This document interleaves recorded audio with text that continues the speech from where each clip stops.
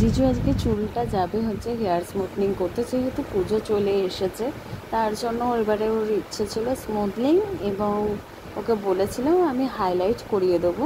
তো এটা জন্মদিনে করবার কথা ছিল, যেহেতু পরপর 2 বছর জন্মদিনে করেছে বলে এবছর বলেছিলাম আমি পুজোর সময় থেকে করিয়ে দেবো।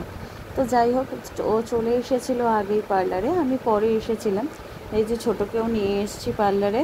ওকে বেচারা কোথায় যাবে, কিন্তু ওকে কিছু করবো না, করবে হচ্ছে জিজু। ছোটোর তো 18 মাসের আগে চুল দেওয়া যাবে না, তো এখনও তো ওর সবে 10 মাস চলছে, 11 মাস রানি।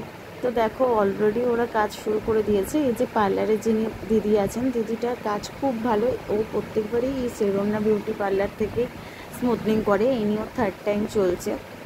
তো ওনার কাজটা এত প্রমিনেন্ট হয় আর এত ভালো করে যে সত্যি কথা ওনাকে ছাড়া দ্বিতীয় কারোর কাছে ভাবতেই পারি না।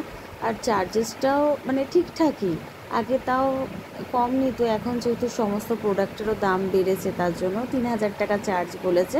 আর হাইলাইটের জন্য যা রয়েছে, তো 5টা হাইলাইট করতে হবে। হাইলাইটটা হবে হচ্ছে ওয়াশ করার পরেতে। তো আজকে চলো এই যে হাইলাইট করছে, তো একের পর এক স্টেপ যেগুলো করতে হয় তোমার চুল ওয়াশ থেকে শুরু করে, এই যে এখন নিউট্রিলাইজারটা লাগিয়ে দিয়েছে না, ওখানে ক্রিমটা রয়েছে, তারপরে ওটাকে আবার ধুয়ে নিয়ে ওই যে স্মুথনিং দিয়ে মানে ড্রায়ার দিয়ে শুকিয়ে নিয়ে তারপর আবার স্ট্রেটনার দিয়ে, যে অলরেডি ড্রায়ার দিয়ে ধোয়া হয়ে গেল। তো অলরেডি কমপ্লিট চুল স্মুথনিং। তো দেখে বলো যে কেমন লাগছে আমার বড় মেয়ের চুল স্মুথনিং করে লুকটা। মেয়েরা সাজলে মায়েদের খুব আনন্দ, তো ওর জন্য ওকে সাজিয়ে নিলাম। এই যে দেখো কত সুন্দর সুন্দর ফটোশ্যুট করা রয়েছে। আর এটা হচ্ছে সেরোনা বিউটি পার্লার। চলো এবার চলে যাওয়া যাক বাড়ি হয়ে।